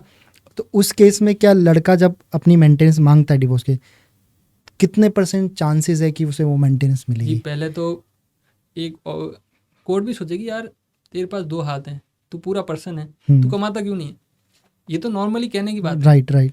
अब वहाँ पर वो कमाता नहीं है, वो बोल रहा है मैं तो कीएन का मूवी देख के इंस्पायर हुआ हूँ और मैं अब हाउसवाइफ जो होती है उसका सिनेरियो चेंज करके हाउस हस्बैंड बनूंगा। और मैं बन रहा हूँ, मैं खाना बनाता हूँ, बट मैं कुछ नहीं करता, मैं तो सिर्फ घर का काम करता हूँ, और वाइफ है वही जाती है ऑफिस जाती है और वो 1 लाख अर्न करती है, दोनों का अलग हो गया। अब वहाँ पर हस्बैंड बोलेगा मैं तो भाई घर पर खाना बनाता हूँ, कुछ नहीं करता, मैं तो इसको खाना बना के ऑफिस में टिफिन पैक करता था। अब ये 1 लाख कमाती है, हस्बैंड वहाँ पर मेंटेनेंस की डिमांड कर सकता है उस वाइफ से, और उस वाइफ को देना भी पड़ सकता है मेंटेनेंस। तो ये जो मिथ है कि मेंटेनेंस ओनली वाइफ को ही मिलता है, नहीं, हस्बैंड को मिलता है। बट जो केसेस है वो वाइफ मेंटेनेंस के ज़्यादा है, क्योंकि हस्बैंड है वो कैसे ना कैसे करके मैनेज करता है और मेंटेन करता भी है खुद को। बच्चे की कस्टडी कैसे डिसाइड होती है? ये देखिए, बच्चे की कस्टडी, अब अगर बच्चा है उसकी एज है लोएस्ट टू 5 ईयर, एक सिनेरियो लेके प्रैक्टिकली लेके चले, 5 साल से कम है, 5 साल से कम है, तो क्या होता है कि जो चांसेस हैं वो कस्टडी के मदर के पास थे, क्योंकि ऑब्वियस है कि आप कर रहे हैं वहाँ पर मदर के जो ऑब्लिगेशंस होते हैं, जैसे ही चाइल्ड बोर्न होता है वो मदर ही फॉलो कर सकती है। राइट, और वो अगर बच्चे की कस्टडी मदर को मिलती है, अगर 5 साल से छोटा है बच्चा, तो वो ओवरऑल लाइफ टाइम के लिए मिलती है या उसमें भी चेंजेस हो सकते हैं? ये डिस्क्रिप्शनली चेंजेस कर सकती है कि भैया 12 साल तक आप पालोगे, उसके बाद ये राइट। ऑर्डर क्या देती है कोर्ट? ऑर्डर ये दे सकती है भाई वीकली ये बच्चे को मिलने आएगा हस्बैंड, वीकली जैसे सैटरडे संडे आ सकता है, आप मना नहीं करेंगे, या मंथली ये एक बार अपने बच्चे से मिल सकता है। और ये भी कब होगा? जब हस्बैंड डिमांड करेगा। अब हस्बैंड है वो तो जाने, तुम जानो तुम्हारा बच्चा जाने, मुझे तो कुछ नहीं मिला। तो जज भी है, कोर्ट भी है, उसे कुछ लेना देना नहीं है। वो यही बोलेगी आपसी कस्टडी आज के बाद इनके पास है, इनका कुछ लेना कुछ देना। तो कस्टडी जो 5 ईयर ओल्ड है या उनको जो चांसेस है, जो less than 5 year old child है, चांसेस है वो मदर के पास जाती है। और अगर बच्चे बड़े हैं? बच्चे बड़े हैं, अब पहली बात तो ये है मदर के पास 5, अगर हस्बैंड के पास कब जा सकती है? अगर चाइल्ड की एज है वो लेस देन 5 ईयर, ये भी हम डिस्कस कर लेते हैं कब जा सकती है। वो तब जा सकती है अगर मदर अनसाउंड माइंड है और खुद को मेंटेन, चांस ही नहीं है कि वो बच्चे को और खुद को मेंटेन कर सके, उसके पास कुछ इनकम का सोर्स नहीं है, देन वहाँ पर कस्टडी वहाँ पर फादर को भी जा सकती है, क्योंकि मदर तो अनसाउंड माइंड है, वो कैसे मेंटेन करेगी? राइट। तो अगर वहाँ पर बच्चे की एज ज़्यादा है तो कोर्ट क्या देखती है? एक बार ये भी हो सकता है कि कोर्ट उससे पूछे और देखे कि बच्चे कहाँ पर उसकी जो लाइफ स्टाइल है वो अच्छी रहेगी, और बच्चे का क्या पॉइंट ऑफ व्यू है ये भी देखा जाता है। बच्चे का पॉइंट ऑफ व्यू मैटर करता है कि उसका लगाव किसकी तरफ, अपने फादर या मदर? मैटर करेगा। अगर आप देखिए कोर्ट भी क्या है, उसका काम है जस्टिस देना। बच्चा है जो मम्मी मम्मी मदर बोलता रहता है, मामा बोलता है, ऐसा लग रहा है कि ये, या ऐसा लगता है कोर्ट को कि ये तो यार मदर की साइड जाना चाहता है, या इसे मदर से ज़्यादा लव एंड अफेक्शन है, और मदर भी कुछ हद तक उसे मेंटेन कर सकती है, तो कस्टडी चाहे वो बच्चा कितना ही ईयर का हो, कस्टडी उसे मदर के पास चली जाएगी। अब यहाँ पर सिनेरियो चेंज कर लेते हैं कि मदर अर्न नहीं करती, बच्चे की फिर भी इच्छा है कि मैं मदर के पास रहूं, बट कोर्ट वहाँ पर देखेगी भाई मदर के पास आप रहना तो चाहते हो, जो मदर की जो मिलने की होगी टाइमिंग वो बढ़ा देंगे, और कस्टडी है जो फादर को दे देंगे, क्योंकि वो उसको पाल नहीं सकता। राइट, और लाइफ स्टाइल है उसके लिए बेटर रहेगी, वहाँ पर फादर अच्छे से मेंटेन कर सकता है, उसका इंटरेस्ट है कि बच्चा मुझे चाहिए। तो इसका मतलब ये है कि वो लव एंड अफेक्शन अभी क्रिएट नहीं हुआ है, वो क्रिएट कर सकता है बाद में। और मदर है और उनका जो रिलेशन है मदर चाइल्ड का, वो बहुत ही बॉन्ड अभी स्ट्रांग है, तो उनकी जो कस्टडी जो मिलने की होगी, जब अगर मदर मिलना चाहती है तो वो बढ़ा दी जाएगी, जैसे वो 3 डेज इन अ वीक मिल सकती है। तो ये तो मतलब आपकी बॉन्डिंग है वो भी रहेगी, और आप मेंटेनेंस और लाइफ स्टाइल है वो भी अच्छी रहेगी। तो इस वे में कोर्ट डिसाइड करता है, बट इसका भी कोई ऐसा नहीं है कि मदर की अगर कस्टडी दे दी तो यहाँ पर फादर का कोई इंटरेस्ट नहीं रहेगा। फादर चाहता है तो अपना इंटरेस्ट क्रिएट कर सकता है कि मुझे अपने बच्चे से मिलना है इस टाइम, तो आपको कोर्ट ग्रांट करती है। ओके, काफ़ी सारी आर्टिकल्स मैं स्टडी कर रहा था इस पॉडकास्ट को रिकॉर्ड करने से पहले, तो बहुत सारी चीज़ें ना सामने आई थी जहाँ पर कस्टडी ना मदर्स को मिली है, क्योंकि ये सिनेरियो बहुत ज़्यादा है कि मोस्ट ऑफ द जो बच्चे होते हैं वो ज़्यादातर अपने मदर के साथ रहना चाहते हैं, फादर के साथ कम। राइट, अब और ज़्यादातर कस्टडी भी मदर्स को ही मिलती है, वो आपके डेटाबेस में भी होगा। तो वहाँ पे ना फादर्स की ये कंप्लेंट्स है कि जो हमें टाइमिंग दी जाती है कोर्ट से कि आप इस डेज मिल सकते हो, मदर्स मिलने नहीं देती। उस सिनेरियो में एक इंसान क्या करे? उसमें ऑर्डर तो है ना आपके पास, हाँ, कॉपी मिलती है, आप जाइए पुलिस के पास, पुलिस से हेल्प लीजिए, पुलिस उस रूल को फॉलो करेगी। अब पुलिस को रोक सकती है, पुलिस से नहीं रोक सकती वो, क्योंकि पुलिस अपना फिजिकल फोर्स यूज़ करेगी, क्योंकि ये कोर्ट का उनके पास ऑर्डर है। अब इन सिनेरियो में क्या होता है, पुलिस के पास हस्बैंड जाता नहीं और पहले ही मदर पहुंच जाती है कि मेरे पास कस्टडी है और यहाँ पर ये मुझे परेशान कर रहे हैं, ये वापस घर पर आ रहे हैं, डिवोर्स हो चुका है, परेशान कर रही है। मदर चली जाती है पहले। अब क्या होता है, फिर जाती है पुलिस उसके पास में, बोलती है ये देखो ये मुझे मिलने नहीं दे रही, इनके पास ऑर्डर है। पुलिस जाके उस मदर को बोलती है भाई इनके पास ऑर्डर है, कोर्ट का रूल है, उसे आपको फॉलो करना होगा, इनसे आपको मिलवाना होगा। और एक पुलिस जो फादर है वो सीधा कोर्ट भी मूव कर सकता है, मूव इसलिए कर सकता है क्योंकि कोर्ट का ऑर्डर अगर कोई नहीं मानता है तो कंटेम्प्ट होता है। ओके, तो कोर्ट का ऑर्डर आपको मानना नेसेसरी है, अदरवाइज अगर कोर्ट का ऑर्डर कोई नहीं मानेगा तो सेंस क्या हो जाएगा जुडिशरी का। तो वो है जो दे रखा है वो तो आपको फॉलो करना ही होगा, मना नहीं कर सकते, ये अगेंस्ट में कोई इसमें हेल्प नहीं करेगा। मिलना है, दे रखा है कि जज ने कहा है मिलना है इतने टाइम तक, तो आप मिल सकते हैं इजी वे में। और एक सिनेरियो था, मुंबई का केस था जिसमें सेम जो बच्चे की कस्टडी थी वो मदर को मिल गई। स्टार्टिंग के 1 साल जैसा जुडिशरी ने बताया वो उस तरीके से फॉलो कर रहे थे, बट 1 साल बाद बिना बताए मदर अपने बच्चे और फैमिली के साथ अब्रोड शिफ्ट हो गई। तो लगभग 3 महीने बाद उसके फादर को पता लगा रिश्तेदारों से, नाउ वो किसी भी तरीके से मिल नहीं पा रहा। ये भी सिनेरियो आज के टाइम पे देखे जा रहे हैं। तो इस सिनेरियो में क्या गवर्नमेंट हेल्प करती है? जी देखिए, इसका जो रूल है बहुत स्ट्रिक्ट है, रिजिड है, मतलब इजी वे में प्रोसीड नहीं कर सकते। ज़्यादातर आप देखते हैं क्राइम करके वो फ़ौरन चले जाते हैं। फ़ौरन क्यों जाते हैं? क्योंकि भाई साहब वहाँ तक जैसे बोलते हैं पुलिस के हाथ बहुत लंबे हैं, तो लंबे वो इंडिया तक ही हैं। इंडिया से बाहर लंबे करने के लिए आपको दूसरे का हाथ मिलाना होगा, दूसरा हाथ चाहिए होगा। बट एक हाथ से काम करना है तो वो इंडिया में ही कर सकते हैं। बट ये प्रोसेस बहुत ही रिजिड है, और इन केसेस में जो चांसेस रहते हैं कि गवर्नमेंट के थ्रू आपको हेल्प हो, और आप ये चाहते हैं कि वो अब्रॉड चली गई हैं तो अब उनको वापस लाएं, या उनसे बच्चों से आप मिलना चाहते हैं, तो बहुत ही चांसेस कम है कि वो आपको इतना गवर्नमेंट आपको हेल्प करेगी कि हाँ आप जाइए। क्योंकि ऐसे बहुत क्रिमिनल्स भी हैं, अगर वो फ़ौरन चले गए हैं क्राइम करके, तो ऐसे तो फिर गवर्नमेंट का ईजी लगता तो वो तो वहाँ से उनको पकड़ सकती थी, क्योंकि वहाँ का जुडिशरी सिस्टम अलग है उस देश का, इसलिए राइट वो इसमें इंटरफेयर नहीं कर सकती। और कुछ कंट्री है वो आपको सपोर्ट भी नहीं करेगी। अगर ऐसी वहाँ तक पहली बात तो इंडिया गवर्नमेंट तक बात जाना, और फिर इंडिया गवर्नमेंट की अप्रोच करना। आप देखेंगे नेवी कुछ नेवी के ऑफिसर्स हैं, उनको फांसी की सज़ा हुई। ये आप न्यूज़ में भी देखेंगे, 7 to 6 नेवी ऑफिसर को फांसी की सज़ा हुई, और वो गए तो कुछ अच्छे पर्पज़ के लिए। बट वो वहाँ पर इंडिया ने बहुत कोशिश की उसको कैसे न कैसे करके उनकी फांसी की सज़ा को कम किया जाए, बट नहीं हो सका, क्योंकि वो उनके लॉज हैं। भाई साहब आपके लॉज बने हुए हैं वो इंडिया तक ही है। आप ऑल वर्ल्ड में रूल नहीं कर रहे हैं कि ऑल वर्ल्ड में जाके आपके रूल चल जाएंगे। अब्रॉड चले गए, वहाँ के वैसे रूल फॉलो होंगे, और उस वे में वो एक प्रॉपर उस कंट्री में सिटीजन है या उस कंट्री में वो रिजाइड्स करते हैं, तो उसके बेसिस पर ही गवर्न किया जाएगा। ओके, एक इंटरिम मेंटेनेंस क्या होती है वो थोड़ा आप समझाइए। मेंटेनेंस हमने जाना कैसे मेंटेनेंस क्या रूल बनता है, बट इंटरिम मेंटेनेंस जैसे कि अब कुछ वाइफ्स है वो ये सोचती हैं कि मुझे तो यार मेंटेनेंस लेना है, और कोर्ट का प्रोसीजर तो बहुत लेंदी है, तो मुझे तो मेंटेनेंस मिलेगा नहीं, कैसे मिलेगा, इतनी जल्दी कैसे मिलेगा। बट ये मैं बता दूं, ये भी एक प्रोविज़न है इंटरिम मेंटेनेंस का, जो सेक्शन 24 में दे रखा है कि मेंटेनेंस आपको मिलेगा। वो तो दिया जाएगा, जजमेंट पूरा मिलने के बाद डिसाइड होगा कि कितना मेंटेनेंस देना है। मेंटेनेंस मिलने के बाद में ये डिसाइड हो गया कि इतना मेंटेनेंस रहेगा, बट आपने मेंटेनेंस का केस कर दिया।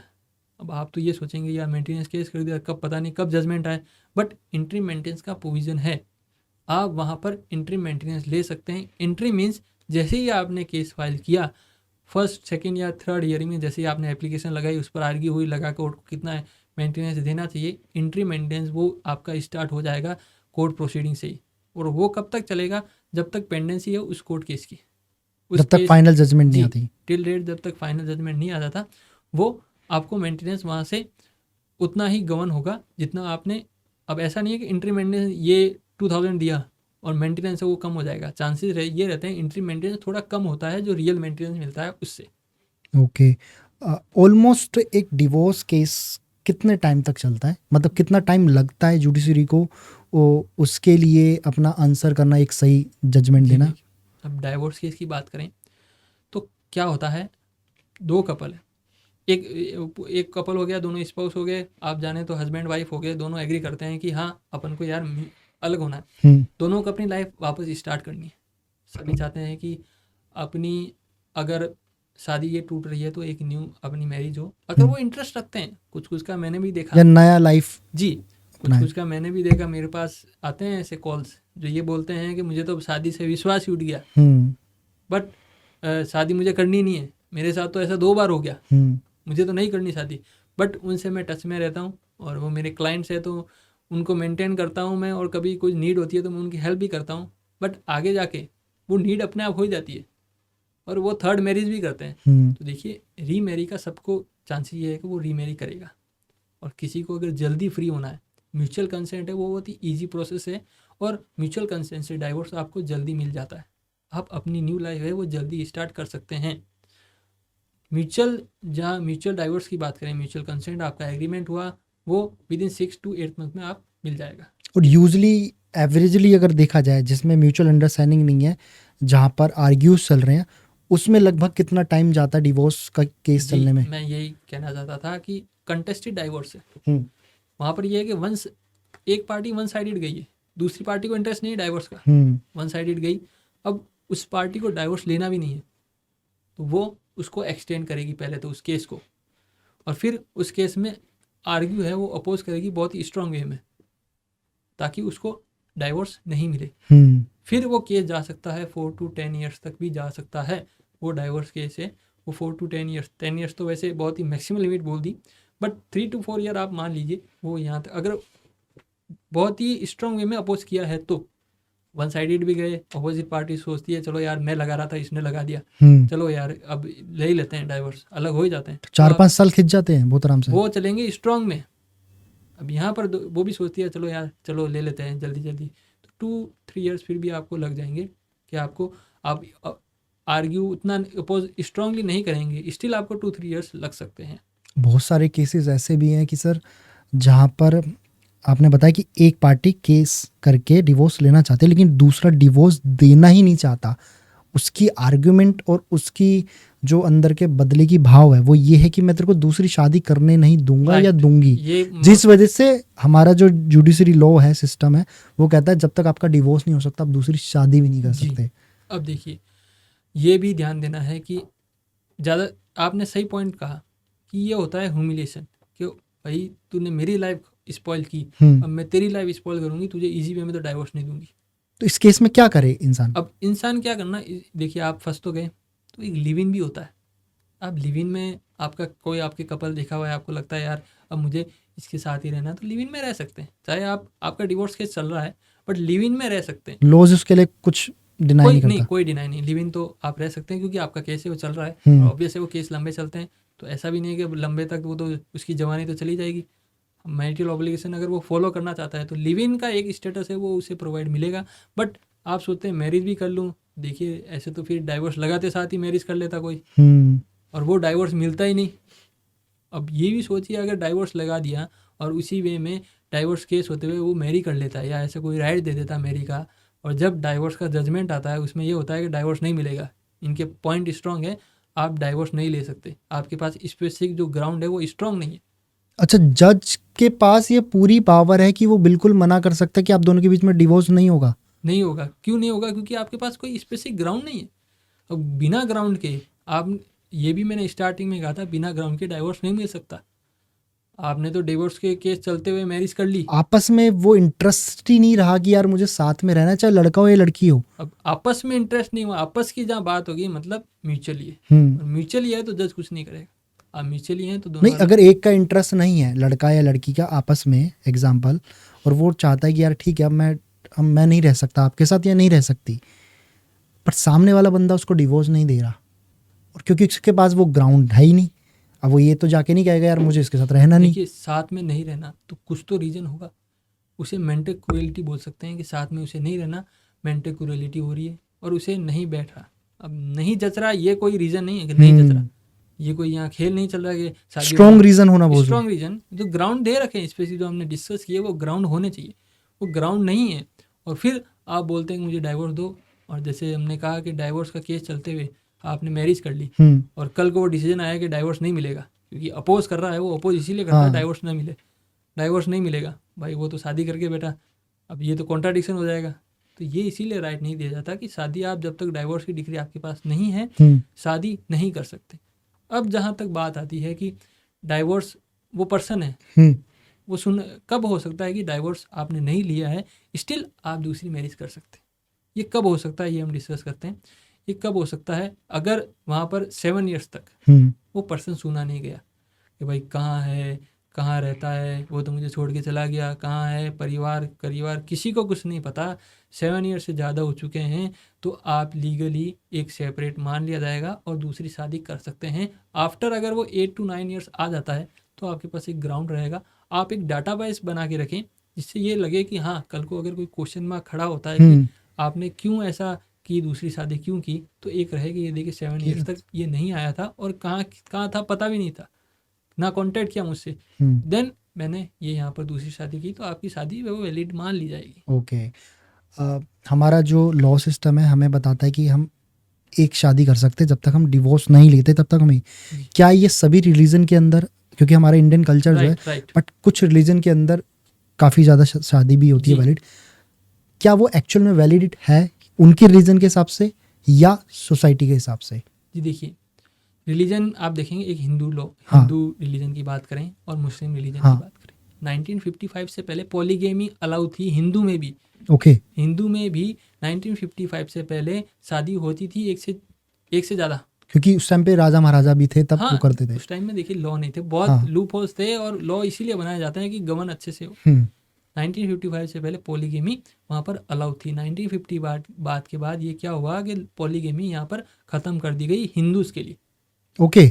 और मुस्लिम के लिए ध्यान दें, वो 3 to 4 मैरिज कर सकते हैं लीगली, क्योंकि ये मुस्लिम लॉ। तभी कहते हैं कि अभी जो ये मुद्दा उठ रहा है कि यूसीसी यूनिफॉर्म सिविल कोड हो, कि सभी के लिए एक लॉ हो जो गवर्न करे, सभी रिलीजन्स वाइज ना हो, इंडियन वाइज हो। जी, सभी रिलीजन का एक लॉ से गवर्न हो। इसीलिए यूसीसी के लिए इतना ट्राई कर रहे हैं, जो आर्टिकल में दे रखा है 44 में।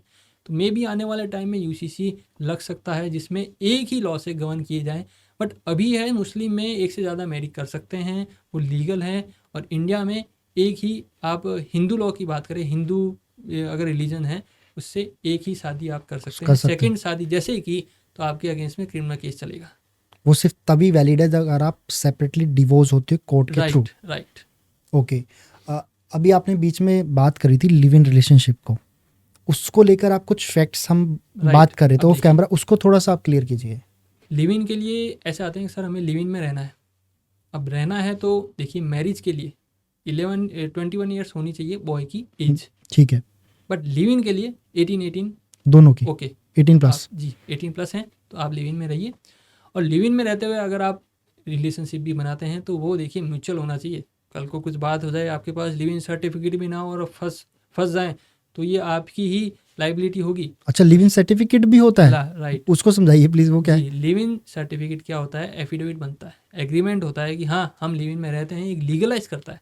कल को कुछ बात होगी, जैसे आप देखते हैं होटल में पुलिस चली जाती है, या आप यहाँ पर ऐसा कुछ वर्क कर रहे हैं, या आप किस बेसिस पर कर रहे हैं, फिजिकल इंटरकोर्स कर रहे हैं, ये लीगल नहीं है, या ऐसा कुछ पुलिस परेशान करती है, और आप लाते हैं कि ये लो भाई ये हमारा सर्टिफिकेट, तो पुलिस उसको देखेगी और मानेगी आप लिव इन कपल हैं, वहाँ से चली जाएगी। और इन केस में अगर दोनों के बीच में कुछ प्रॉब्लम होती है, और कोई भी, खासकर तो फीमेल्स ही आप पे कोई रेप केसेस या किसी तरीके की अगेंस्ट आप पे जाती है, तो क्या वो सर्टिफिकेट उसमें हेल्प करता है? जी हेल्प करेगा, ऑब्वियस है। क्योंकि अगर आप कल को कोर्ट में कहेंगे मैं तो लिव इन में रहता था, अब लिव इन में तो आप रहते थे भाई साहब, कोर्ट है कहने पर नहीं विश्वास करती है।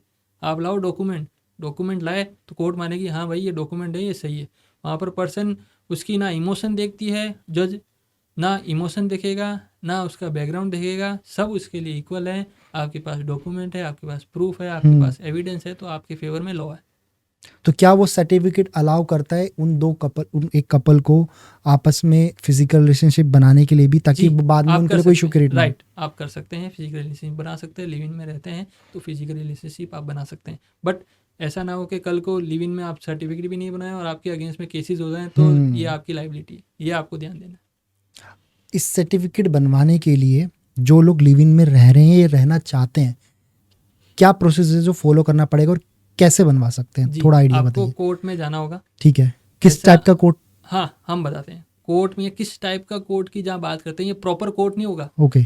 यहाँ पर जब स्टैम्प लेते हैं, जो नॉर्मल एग्रीमेंट होता है, हाँ। नॉर्मल एग्रीमेंट होता है, उस पर स्टैम्प होता है, एफिडेविट होता है। राइट। तो वहाँ वैसे ही प्रोसीजर है, वो लिव इन रिलेशनशिप का रहेगा। उसके लिए कोर्ट जाने की नीड नहीं है। ओके। कोर्ट में इसलिए वर्ड यूज कर रहा हूँ क्योंकि कोर्ट के पास वो स्टैम्प पेपर या जो सील लगाते हैं, एफिडेविट बनाते हैं, वो मिल जाते हैं। तो आप वहाँ जाइए, बोलिए लिव इन का सर्टिफिकेट बनवाना है, वो बना देंगे। और आपके सिग्नेचर, आपके डॉक्यूमेंट है, 10th की मार्कशीट है, आप लीगल एज 18+ है, ये पूरे प्रूफ आपके पास होने चाहिए। पासपोर्ट साइज फ़ोटो होनी चाहिए। आपका सर्टिफिकेट उसी दिन इवन 1 to 2 डेज में बन जाएगा। ओके। इसमें कुछ स्पेसिफिक स्टैम्प पेपर होता है कि यही वाला स्टैम्प पेपर होना चाहिए? नहीं, स्पेसिफिक इसमें रहेगा कि आप मान लीजिए, ये वेरी करता है स्टेट टू स्टेट। ओके। अब उत्तराखंड, दिल्ली में ये है तो राजस्थान में है। उत्तराखंड में तो आप मान लीजिए इसके लिए एक लॉज भी बन रहे हैं लिव इन रिलेशनशिप के लिए। और इसमें लिव इन में क्या है, कुछ केसेस ऐसे भी निकल के आ रहे हैं कि हमें मेंटेनेंस भी दो। ओके। अब मेंटेनेंस दो, वो तो लिव इन का आप देखें तो इंडियन लीगल सिस्टम में इसको इलीगल नहीं कहा है। और जो बात इलीगल नहीं है तो मतलब ऐसे मान सकते हैं लीगली उसे नहीं बोला गया है, लीगल नहीं माना गया, इसका मतलब यही है कि वो इलीगल नहीं है, तो मतलब कर सकते हैं। तो लिव इन रिलेशनशिप कहीं पर भी कोई इसके रिगार्डिंग लॉज नहीं है कि मेंटेनेंस ले सकता कोई लिविंग रिलेशन? अब यही तो डिस्प्यूट यहाँ पर क्रिएट हो रहा है। अब यही डिस्प्यूट क्रिएट हो रहा है, ऐसे केसेस जब वो निकल के आ रहे हैं तो जुडिशरी है इसके रिगार्डिंग कुछ ऐसे पॉइंट्स निकालेगी। आप देखेंगे लिव इन, जैसे ही मैंने इसीलिए कहा लिव इन का कोई सेक्शन नहीं है, कहीं पर मेंशन नहीं है, कोई एक्ट नहीं है, कोई इसे गवर्न नहीं करता, बट ये इलीगल नहीं है। आप सर्टिफिकेट बनवा के आप जी, इजीली आराम से रह सकते हैं। इलीगल नहीं है, मतलब ये लीगल है।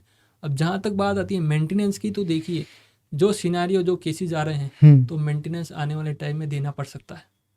तो लिव इन में भी रहें तो मान लीजिए जो अभी केसेस निकल के आ रहे हैं उसका स्टेटस आप लिव इन में रह रहे हैं, जो स्टेटस वाइफ का होता है, जो राइट्स वाइफ के बनते हैं वो राइट्स क्रिएट हो सकते हैं अगर लिव इन में आप गर्लफ्रेंड के साथ हैं तो इसके लिए भी प्रिपेयर रहें कि कल को कुछ डिस्प्यूट हो जाता है, कल को कुछ बात हो जाती है तो मेंटेनेंस भी आपको देना पड़ सकता है। ध्यान दें, उस वे में सोच के ही चलें। और लिव इन में अगर रहना है तो बेटर ये रहेगा कि लिव इन में तो आप 18 रह सकते हैं।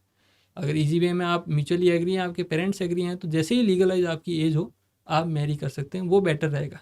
क्योंकि लिव इन में अभी ये ऐसा है कि आप बीच में खड़े हैं, ना इधर है ना उधर, और हेल्प करने वाला आपको बीच में रहेंगे तो हेल्प कोई नहीं करेगा।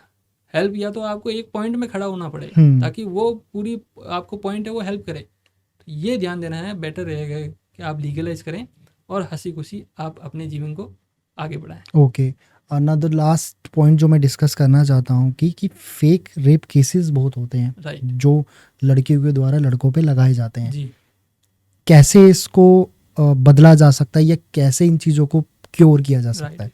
अब देखिए फेक रेप केसेस कोई लगाता है तो पहले तो रेप केसेस कब लगते हैं? फिजिकल इंटरकोर्स हुआ। तो जब भी, ये मैं सभी मेंस को कहना चाहूँगा, जब भी फिजिकल इंटरकोर्स आप करते हैं तो आप उसका कुछ ना कुछ प्रूफ रखें जिसमें ये पता चल सके कि कंसेंट गर्ल की भी थी। कंसेंट होना नेसेसरी है। एक कंसेंट है, अगर उसका प्रूफ आपके पास है तो पूरा केस ही यहाँ पर आपकी साइड हो जाएगा। बट इस केस के अंदर प्राइवेसी इश्यूज नहीं आ सकते? जी, आप वो कब आएंगे? जब वो रिवील करेंगे। अब रिवील करेंगे, राइट टू प्राइवेसी का मैं आपको बताता हूँ, अगर अच्छे पॉइंट के लिए यूज़ लिया जाता है या वहाँ पर नेसेसरी है कि ये लेना पड़ेगा, इसकी प्राइवेसी यहाँ पर ब्रीच करनी पड़ेगी क्योंकि ये इसके लिए नेसेसरी है, देन वहाँ पर वो ब्रीच नहीं माना जाएगा। ऐसा नहीं माना जाएगा कि भाई ये तो ऐसे तो ये हो जाएगा कि उसने अगर कोई कंसेंट रखा है, भाई देखिए आपने रिवील नहीं किया। रिवील तो कब होगा? रिवील तो तब होगा जब वो केस करेगी फेक, और रिवील आप उसी टाइम करेंगे। पहले रिवील करना भी नहीं है, उसी टाइम आपने रिवील किया तो इसका मतलब ये नहीं है कोर्ट कहेगी भाई तूने तो ये कंसेंट, तूने तो विदाउट कंसेंट ये कैसे डॉक्यूमेंट छुपा के रखे। कोर्ट ये देखेगी भाई हाँ आपने कंसेंट दिए, आपने यहाँ ये प्रूफ लेके आए, कंसेंट दी थी आपने, और ये फेक रेप केसेज है, यहाँ पर आपका जो केस है वो रफा दफा हो जाएगी, पूरी साइड में हो जाएगा। तो सभी मैं इसको कहना चाहूँगा कि आप कंसेंट का, जो गर्ल की कंसेंट है उसका कुछ ना कुछ प्रूफ अपने साथ रखें जिससे पता चल सके कि कंसेंसुअल था, ये जो भी आपने इंटरकोर्स किया है, फिजिकल रिलेशनशिप बनाई है वो कंसेंसुअल है, वो दोनों की कंसेंट से हुआ है। ओके। अब जहाँ तक बात आती है फेक रेप केसेस, ये भी फेक रेप केसेस हमने डील किया। बट अगर कोई धमकी देती है, अभी केस किया नहीं उसने, सिर्फ धमकी दे रही है, तो ध्यान देना धमकी का भी आप केस कर सकते हैं, आप कंप्लेंट कर सकते हैं। अगर कोई धमकी देगा आपको, जान से मारने की धमकी देता है तो आपने देखा होगा रिपोर्ट दर्ज हुई क्योंकि जान से मारने की धमकी दी। तो यहाँ पर कोई जान से मारने की धमकी दे रहा है तो आप एक नॉर्मल रिपोर्ट करवा सकते हैं, कंप्लेन करवा सकते हैं कि ये मुझे धमकी दे रही है कि मैं तुझे झूठे केस या झूठे रेप केस पे फंसाऊंगी। उस कंप्लेन आप कर दीजिए। उस कंप्लेन से क्या होगा, कल को अगर कोई केस हो भी जाता है आप डाटा तो रहेगा ना, अपने पास भी रहेगा, देखो इसकी रिगार्डिंग मैंने कंप्लेन की थी और इन्होंने ये रेप केस अब कर दिया मेरे अगेंस्ट में। तो कोर्ट क्या है, कोर्ट का जो वन साइडेड था वो अब 50-50 हो जाएगा। 50-50 कैसे होगा कि भाई ये इसने भी कंप्लेन की थी, इस पर्सन ने भी, तो कुछ तो था तभी इसने कंप्लेन की। राइट। तो ये बेटर रहेगा कि आप कंप्लेन कर दे जैसे ही धमकी मिले। ये फेक रेप केसेस की बात करें या जो वाइफ है वो फेक केसेस लगाने की बात कहती है, दोनों में आप जैसे ही बोले आप कंप्लेन कर दीजिए। ओके। बट आईपीसी, एक चीज़ मैं आपसे पूछना चाहूँगा जो मुझे लग रही है कि आईपीसी ये भी बोलती है कि आप बिना किसी कंसेंट के या इवन आप किसी की प्राइवेसी रिकॉर्ड नहीं कर सकते। राइट। चाहे आप उस टाइमिंग पे समझ सकते हैं कि कोर्ट ये समझेगा कि इसने केस किया तो आपने रिवील किया, बट ये कंसर्न कहीं नहीं आएगा कि आपने रिकॉर्ड ही क्यों किया था। राइट। अब जहाँ तक बात आती है राइट टू प्राइवेसी के, जैसे आपने पूछा, तो आप देखते घर के बाहर भी कैमरे लगे हुए होते, वो कैमरे रोड पर तो होते ही हैं, हाँ बट जो सामने वाला जो बिल्डिंग है उस पर भी कैमरा लगा हुआ, हाँ, उसका भी वो व्यू देता है, कहीं ना कहीं कैप्चर करता है, राइट। कैप्चर करता है। अब उसने कैप्चर किया, कल को तो आप बोल देंगे ये तो मेरी राइट टू प्राइवेसी पर हार्म हो रहा है, आप इसको हटाइए। देखिए राइट टू प्राइवेसी जैसे मैंने क्लियर आउट किया था अभी, अगर वो किसी गुड कॉज के लिए, गुड पर्पस के लिए अगर यूज़ किया जा रहा है तो वो ब्रीच नहीं हुआ, ओके। क्योंकि आप अपनी सेफ्टी के लिए कर रहे हैं। हम्म, राइट टू प्राइवेसी अगर ऐसे तो कैमरा लगाना ही बंद हो जाएगा, ऐसे तो कोई कैमरा कैसे लगा सकता है, ये तो राइट टू प्राइवेसी का आप ब्रीच कर रहे हैं। तो इसी वजह से राइट टू प्राइवेसी अगर यूज़ लेनी है तो गुड कॉज में आप लें, तब वो ब्रीच नहीं माना जाएगा। Okay, thank you so much again. मुझे भी मिलते हैं आके आपसे अच्छा अगले लगा। पॉडकास्ट में। जरूर।